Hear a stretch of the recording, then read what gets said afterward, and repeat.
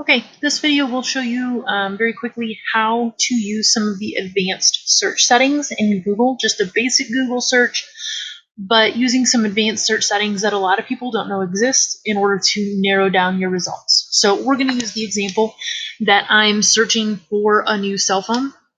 And let's say one of my biggest concerns is battery life. So we'll do a quick Boolean operator search here, smartphone and battery. We'll see what that brings me. So you can see I have 11 million results, and that's quite a bit. For a Google search, that's surprisingly not that many. But some of the things you need to be aware of here when we're doing an advanced search or just doing any Google search is it's going to identify the ads for you, and usually the first couple that come up are advertisements. So you need to pay attention to that and what Google is giving you. Up here at the top is the type of, or I guess the section of Google that you're searching. So the default straight from Google is a web search, but you have some other options here that can be really, really helpful, especially when you're doing research for class. So for example, I could jump right to news, and it's only going to give me news articles. You can see that significantly reduces the number of results I have to go through. 302,000 is still quite a bit to have to read. So what you can do is there's a button here that says Search Tools. If you click on that, it's going to drop down another hidden menu that a lot of people don't know about. So I have some options. It asks if I want all news or blogs. Depending on my research, blogs, keep in mind, are usually opinion, but there can be some professional bloggers out there. For example, bloggers from CNET, the company that does different kinds of reviews, might be helpful in this situation. You just want to judge how trustworthy your blogger is. I'm going to leave that as all news for right now. You can either just get recent news in general. I'm not really sure what they consider recent, but you can also narrow that as well. If I only want search results from the past hour, there aren't any. So there isn't anything new that matches my particular search. Let's try the past month. There we go. So that narrowed my results a little bit. Let's see if it'll tell me. Yep, so if I click Search Tools again, it'll hide this bar, and I'm down to 9,000 results. Again, still quite a bit, but a little bit easier to manage than 11 million. Let's see if there's anything in the past 24 hours.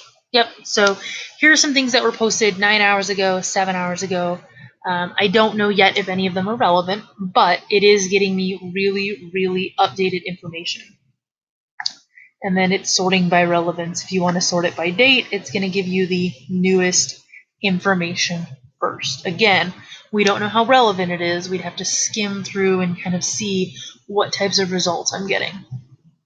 It also has an option to hide duplicates. So there must be multiple stories that were posted on multiple websites. Yeah. So this one was posted in Pakistan. This one was also posted in a different publication in Malaysia, it looks like. So it seems like a good idea to hide those duplicates. So that's how you use the News tab. Now, each of these tabs, we'll jump back to the web, have different search tools. It changes depending on which tool you're on. So the web search has 3 options. For the most part, you're not going to need shopping. I don't know that it would be relevant. Yeah, it's just going to give me phones that are for sale. That doesn't really help me.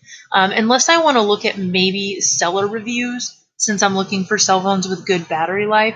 Those may be reviews that might be helpful. But as far as using them in some kind of academic research way, it's going to be a little tough. Unless there's a review that I can find by, for example, again, CNET, a company that does that professionally. If it's just John Doe off the street doing a review, probably don't want to use that in my research. So if we jump back here, our next option is images. So if I'm doing a PowerPoint or something like that, looks like I have some good graphs that could help me with looking at battery life.